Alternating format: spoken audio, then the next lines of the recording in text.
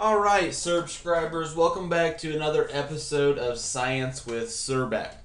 Today, what we start talking about is section 16.1, and this dives a little bit deeper into sound. Now, in chapter 15, we just discussed what the basics of waves are, and now we get into some more details. So specifically in section 16.1, there's a few objectives that I would like you to accomplish. Objective number 1 is determine the characteristics of sound waves. Objective number 2, understand how musical instruments make sound. Objective number 3, how do ears help humans hear sound waves? And objective number 4 is to determine the reflections of sound waves and their uses. So we start out here with our principles of sound. And there's a couple different principles that we need to talk about. The first of which is that sound is a longitudinal wave that is caused by vibrations and travels through a material medium. Now, since sound is a longitudinal wave, those particles in the medium the sound wave is traveling in is going to vibrate in the same direction. Now, another main point or another main principle of sound is this. Sound waves are caused by vibrations and carry energy through a medium. Now, when sound waves vibrate through air, which they most commonly do, what happens here is that those sound waves in air are going to spread out in all directions from that source of the sound.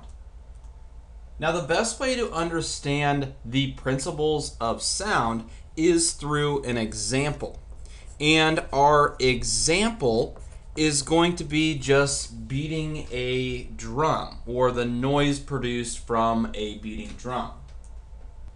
So when a drum is hit with a drumstick, what happens is this: the drum head or the cover, what it's going to do is it's going to vibrate up and down. When that drum head vibrates up and down, what happens is that a series of compressions and rarefactions are created in the air as the drum head repeatedly moves up and down. That produces a sound wave. So if you put everything together, what we just talked about down here, we can interpret why we have that sound from a drum heard. It's because of everything here that occurs with these sound waves. Now that we've talked a little bit about the principles of sound waves, we can talk a little bit more detail about the sound waves in specific. And what we're talking about here is the sound speed. So the sound speed is going to depend on two factors. One of these factors is the temperature. And that's the temperature at which that sound wave is moving through. The other thing that is dependent or factors into the speed of sound is that material or the medium in which that wave travels through. So let's talk a little bit more in depth and in detail on the factor of the sound of speed and that temperature. So our general statement is this: as the temperature increases, the particles move faster and collide more often. So as these particles move faster and they collide more often, what happens here is that the sound wave is going to travel faster. So now we can transition to what happens to the speed of sound as it travels through different medium. So in general, our statement here, the medium of a sound wave travels through, or which it travels through, determines the speed at which particles transmit the motion of sound waves. So there's two different categories of mediums that I want to talk about in terms of the effect on the speed of a sound wave. The first medium that I want to discuss more in depth about is a gas medium. So in a gas medium, we have this occurring. The particles are spread over a great distance. So because those particles in a gas are spread over a great distance, what happens is those vibrations of sound waves are transferred from one particle to the next more slowly than other mediums.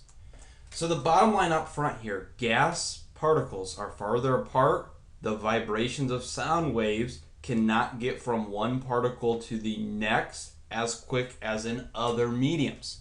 Now, one thing I do want to add here, and I'm almost out of space, is this. The speed of sound at sea level, or 1 atmospheric pressure, is 346 meters per second. So it's still moving pretty fast to break the speed of sound, but that is, again, speed of sound at room temperature and at atmospheric pressure.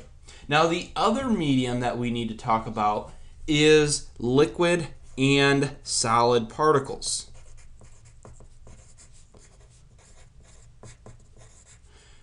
So in a liquid and a solid, the particles are much closer together. With these particles much closer together, what it causes is the vibrations of those sound waves to transfer more rapidly from one particle to the next. So because those sound particles are transferred more quickly from one particle to the next, the sound waves are going to move faster in substances that are composed of liquids or solids. What we can now transition to is something, I'm sure if you're musically inclined, you have heard this term before, but it is going to be this pitch.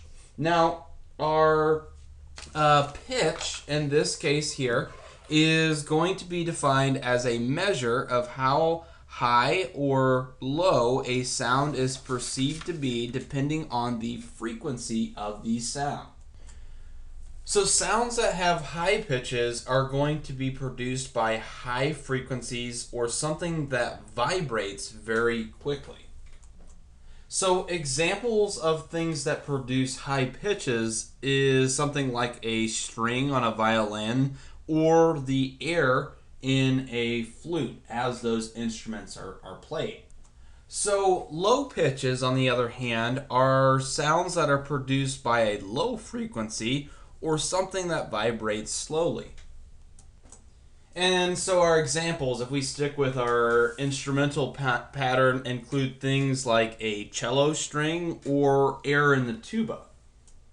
Now, humans have a unique set of abilities to hear a certain range of frequencies. So humans can hear frequencies that range all the way up, or all the way down, from 20 hertz, and then all the way up to 20,000 hertz. That's a pretty high-pitched sound. And now remember, a hertz is 1 beat per second. So 20 hertz is 20 beats per second, and then 20,000 hertz is 20,000 beats per second. Now, below 20 hertz, this has a specific term coined to it, and that's infrared sound. And so these, again, just specifically, infrared sound is slow vibrations of frequency lower than 20 hertz, and humans cannot hear that. The other term associated with the pitches that humans can hear is ultrasound. And ultrasound is any sound wave with a frequency higher than 20,000 hertz. And again, once it gets higher than 20,000 hertz, the human ear cannot hear that. So again, infrasound and ultrasound, humans cannot hear, either because it's too low in the case of infrasound, or it's too high pitched in the terms of ultrasound. The next thing that we need to talk about, next set of terms really that we need to talk about, is the intensity of sound.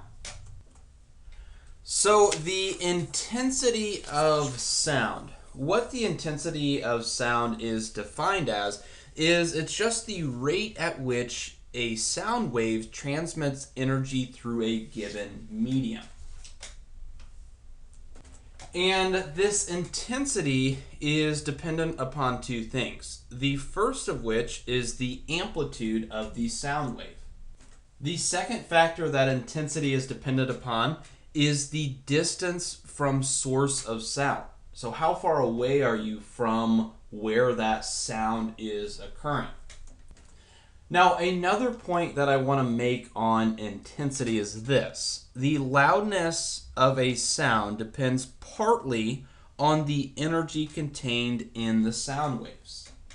So simply put here with this last point is the greater the intensity, the louder the sound is going to seem. Now the other factor I want to talk about too in this section is relative intensity. And so relative intensity is the comparison of the intensity of a sound wave with the intensity of the threshold of hearing. So a couple of things associated with relative intensity. The first of which, it's going to be measured in a unit called decibels. And that unit is termed dB, or given that acronym there. The other thing is that decibels is a logarithmic scale. So what that means is as you increase the intensity by 10 decibels, your sound is going to seem twice as loud. So again, the logarithmic scale is going to be based on that association with the number 10. I'm not going to get too much into details of logarithms, but it is a logarithm scale. And so the last point here is this. What is this scale based on? So 0 decibels is the quietest sound a human can hear, which we just talked about how a human ear can hear down to 20 hertz. So that gives you association there. And then 120 decibels is known as the threshold of pain, which past that, it's going to cause damage. It's going to be damaging to your ear. So again, those are those 2 points. 0 decibels, that's the quietest, or that's the smallest sound that the human ear can hear. 120 decibels, that's known as that threshold of pain, and that's going to cause damage to the human ear. So we've associated some terms with our business here of sound, and now we can talk a little bit more in depth and in detail about this concept of the standing wave. And we introduced a standing wave when we talked about waves in general in chapter 15, and now we move over here to the standing wave specifically of instruments. So the first point that I want to make here is this. Most instruments produce sound through the vibrations of strings, air columns, or membranes. So I know all of us aren't musically inclined here, but strings would be something like a guitar. You vibrate the string and it produces a sound like it does on the guitar. Air columns would be something like a saxophone. You blow in and it actually, what it does is it vibrates this wooden portion called a reed, and that produces a unique sound as the sound vibrates and moves through that instrument. And then membranes, that would be something like a drum. It's like a covering, or what they call a drum head. As that drum head is beat, it produces those sound waves, and we perceive that as sound. Now, with musical instruments, all musical instruments use standing waves to produce sound. So, just as a reminder, remember the standing waves, remember they looked like this here. So I had one wave, and then coming right here, I had another wave. And remember where these things interacted or crossed, we produced those nodes and antinodes. And this should be shifted over. It should cross at the highs and lows there. But remember that was a node, and then up here at the top was that antinode. All right, so we move on here to an example. The best way to represent the standing wave is through an example, and our example is going to be the standing waves of a guitar. All right, so the first thing to understand about the standing wave of a guitar, when a guitar string is plucked, the sound waves vibrate toward the ends and then reflect back toward the middle. Now, I redrew the standing wave here. It's still not perfect, but remember, we get that crisscrossing right there in the middle of those waves, and that they're separated peaks and troughs from one another. So again, let me write this down. So you can kind of imagine this point here as a guitar being plucked right here where the left side of the paper is, going to the end of the guitar and then being reflected back to that original starting position. Now, those nodes are the ends of the guitar string. And the antinodes is the middle of the guitar string, where that hole, quote unquote, the hole is. Now, the pitch of a guitar is determined by the placement of those fingers on the guitar string. So as a guitarist transfers where their finger's at, they're transferring the pitch, and then we hear that altercation of those pitches by having a perceived different note come to our ears. So again, I know this is kind of squeezed in here, but it says the pitch of the standing wave in the guitar is adjusted by the placement of the fingers on the guitar string. Now, ran out of room here, but this standing wave of a guitar, if you remember this standing wave that looked almost like the shape of a football, the nodes here would be the what I will star in. Those would be the nodes, and then the antinodes, I'll put circles here, are the top. Now, the middle right here, that would be that hole that you see in an acoustic guitar. All right, so now that we have talked about the basics of these standing waves of particular instruments, we can move on to the resonance of our instruments. So with our resonance of our instruments, first off, resonance is just defined as a phenomenon that occurs when two objects naturally vibrate at the same frequency. Now, specifically, this resonance on instruments is going to occur when the force vibrations is equal to the natural frequencies, or as the natural frequencies. Now, these vibrations here that we talk about being equal here, we can actually distinguish them into two different categories. The first category is called force vibrations, and this force vibrations are just vibrations that occur as a response to the movement of an object. The second type of specific vibration here is called a natural frequency. Now, this is a specific frequency an object is likely to vibrate at. So, putting this all together here, when we get resonance here, we take these force vibrations and we set them equal or have the same frequencies as the natural frequencies. So these two things, the force vibrations that we produce, are going to match up to that natural frequency, and thus this is going to produce that resonance we hear in sound. Now, our natural frequency is going to be dependent on four things. The first of these four things is the object's shape. The second thing it's dependent on is the object's size. The third thing that it's dependent upon is the object's mass. And then that fourth thing it's dependent upon is the material from which an object is made. Now, I always like to put this into an example here, so I'm going to stick with the playing the guitar or plucking the string on the guitar.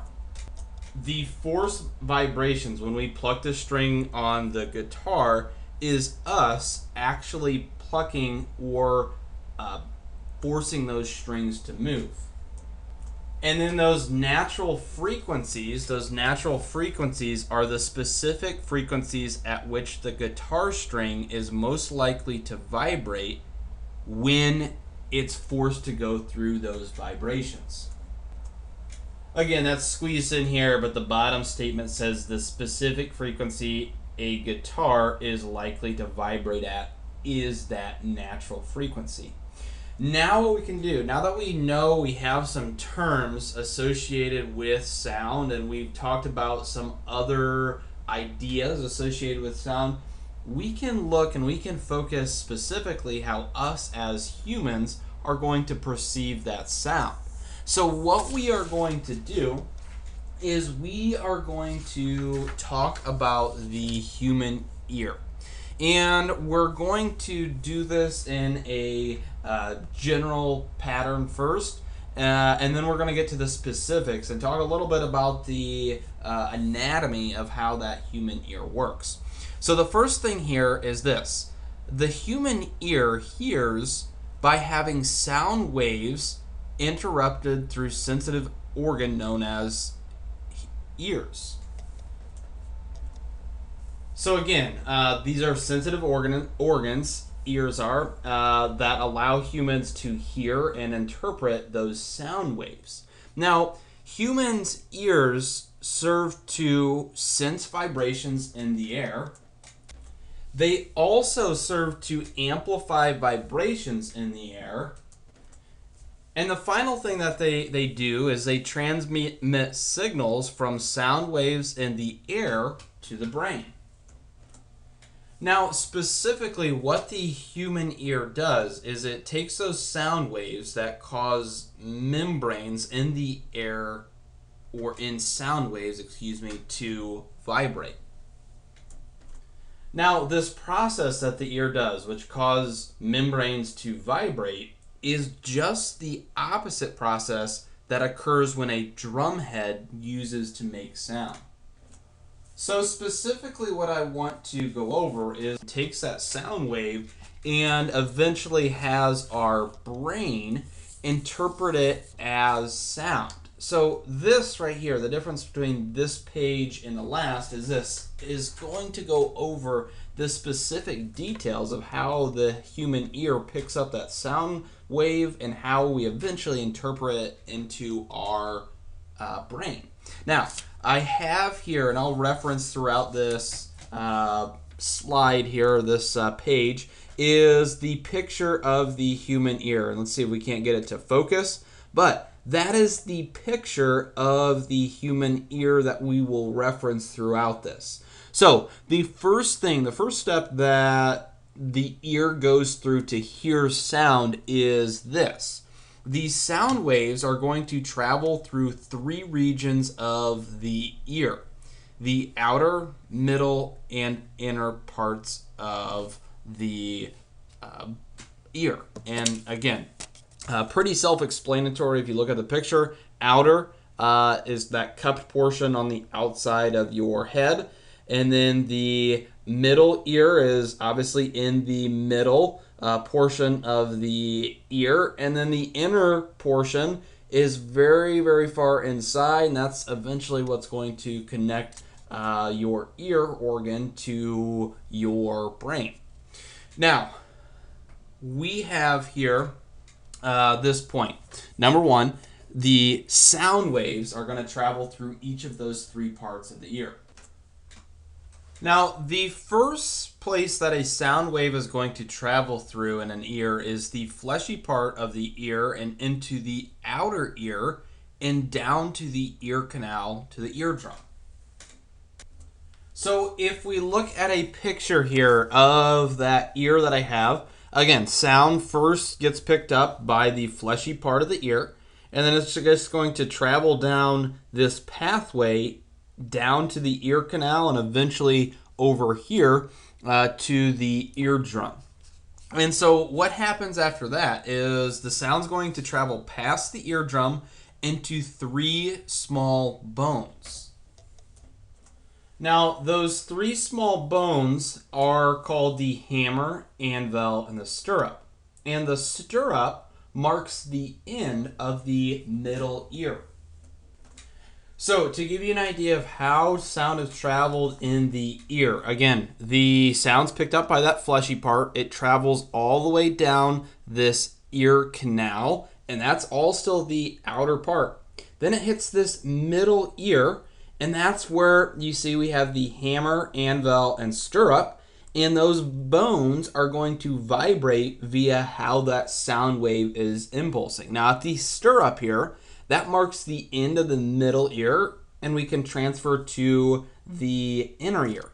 So in the inner ear, the sound is going to get vibrated by the stirrup, and it's going to strike the surface of that inner ear. So once that sound is in the inner ear, what's going to happen is that this membrane at the start of the inner ear is going to send a sound wave through a spiral-shaped cochlea. So if we view this in our picture here, what you can see, this spiral shape, and let me see if I can focus it here. This spiral shape, it almost looks like a shell to a snail, but that spiral-shaped device here is the beginning of the inner ear, and that's that cochlea that starts to transfer sound to the brain. So again, the cochlea is the beginning portion of the inner ear. So now once we're in the inner ear, there's a lot that happens, and that's why I have this own individual page for what happens to sound waves once they reach that inner ear. So once inside the inner ear, the basilar membrane is going to be something which is long, flexible membrane contained within the cochlea that vibrates at different natural frequencies. So remember, the cochlea was the indication that we struck the inner ear, and within that device there, we have this basilar membrane. And now what happens here as that basilar membrane moves at different natural frequencies, the specific portion of that membrane is going to vibrate. So as these specific portions of the basilar membrane vibrates, what is going to happen is this. There is going to be these hair cells near the basilar membrane that stimulate nerve fibers and send impulses to the brain. Now, once these impulses are sent to the brain, what the brain does is it interprets these impulses as sound, and that's how we hear. Now, specifically here, these impulses that the brain hear, the brain is going to have a specific frequency and intensity associated with those sounds. So it's quite a process for a sound wave to start just out on the outside of your ear, travel all the way through that outer ear into the into the ear canal, and then hit those 3 bones in the middle ear, the anvil, hammer, and stirrup. And then that last stirrup vibrates the cochlea, and then the cochlea sends this membrane flap that sends impulses to the brain, and then ultimately we hear it. Now this occurs really quickly, so it's actually pretty cool to wrap your mind around it, how the human brain actually functions. And this is just hearing sound. Pretty cool capabilities. Okay, so now that we understand how the ear hears in humans, we can move on to a couple of terms that I want to go over at the very end of this particular section. So this first term that I want to go over is known as ultrasound. And this is just defined as sound waves that have frequencies greater than 20,000 hertz and travel through most material. So because there's such high frequencies, most sound waves in ultrasound is going to pass through most material. Now, because some material is a little bit thicker than others, there are some waves in an ultrasound that are actually reflected back. Now, for the waves that do get reflected back, it really depends on the density of the material to determine how many waves actually can be reflected back. Now, waves that are reflected back in an ultrasound can actually come to different boundary surfaces, and a computer image called a sonogram can be produced. So a couple of things to make note of about an ultrasound in a human body. One, this ultrasound is not going to harm living cells. Two, wavelengths must be slightly smaller than the smallest object being seen.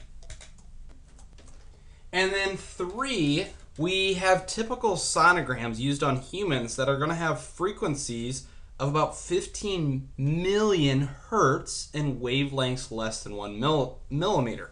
Now, with wavelengths less than 1 millimeter, that means objects about the size of a millimeter can be seen in detail. So again, because those ultrasound frequencies can have wavelengths of 1 millimeter, that means we can see objects about the size of 1 millimeter when we look or we use ultrasound. Now, the other term that I want you to be familiar with is sonar. It's another version, another use or application of our sound waves. And what sonar is going to stand for initially here is going to be sound navigation and ranging. Now, sonar is defined as a system that uses acoustic signals and echoes to determine the location of objects or to communicate. So specifically, how sonar is going to work is it's going to measure the time taken for sound waves to be reflected back to the surface.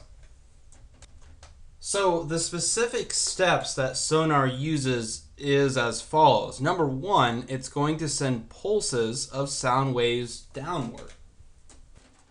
And those pulses are going to be reflected, and the second thing that happens is the time pulses taken to return is recorded.